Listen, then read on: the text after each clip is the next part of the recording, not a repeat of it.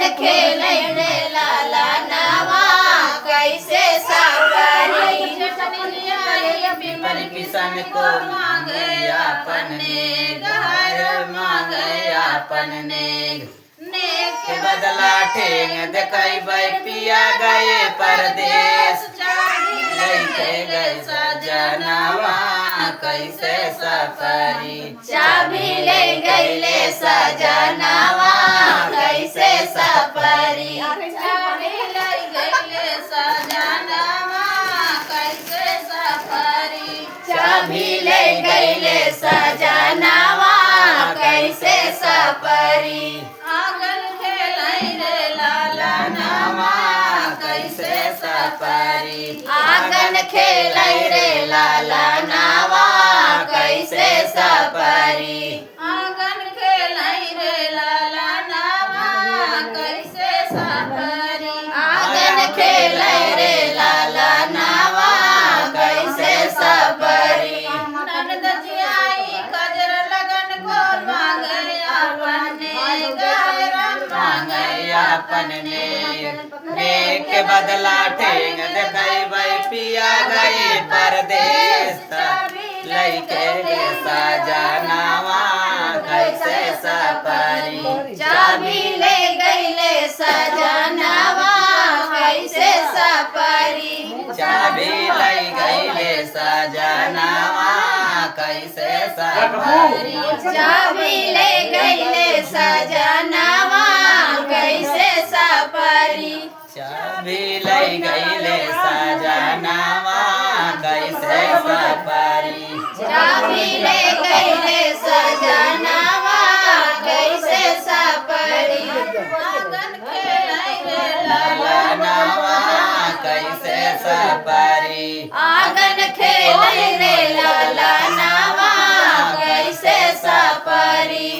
नैहर के सुख चैन राजा बड़ा निकला गए नैहर के सुख चैन राजा बड़ा निकला गए नैहर के सुख चैन राजा बड़ा निकला गए नैहर के सुख चैन राजा बड़ा निकला गए नैहर के सुख चैन राजा बड़ा नैहर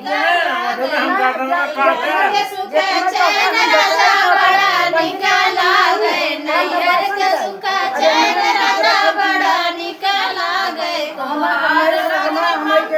हमार लगै सासू तोहार लगे मम्मी हमार लगे सासू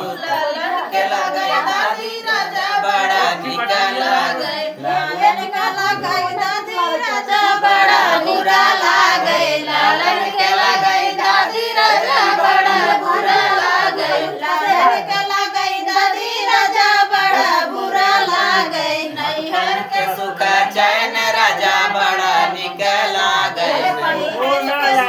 चैन राजा बड़ा निकला गए नैहर के सुख चैन राजा बड़ा निकला गए नैहर के सुख चैन राजा बड़ा निकला गए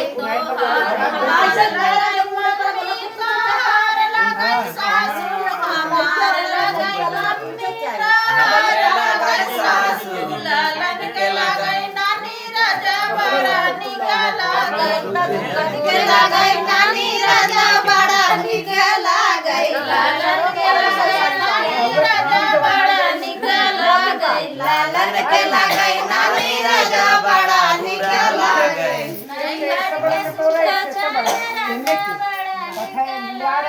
नैहर के सुख चैन राजा बड़ा निकला गई नैहर के सुख चैन राजा बड़ा निकला गई नैहर के सुख चैन राजा बड़ा निकला गई तोहार लगे बहिनी हमार लगे नैदी तोहार लगे बहिनी हमार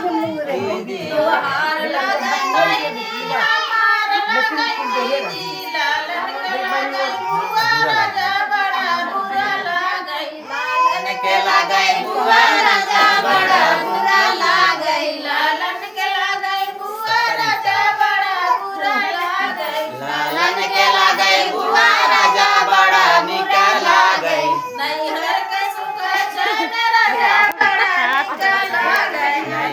के सुख चैन राजा बड़ा निक लागे नैहर के सुख चैन राजा बड़ा निक लागे नैहर के सुख चैन राजा बड़ा निक लागे हमार लगै दीदी तोहार लगै साली हमार निक लगै लागे मेरे बुरा दीदी का तोहार लगै साली हला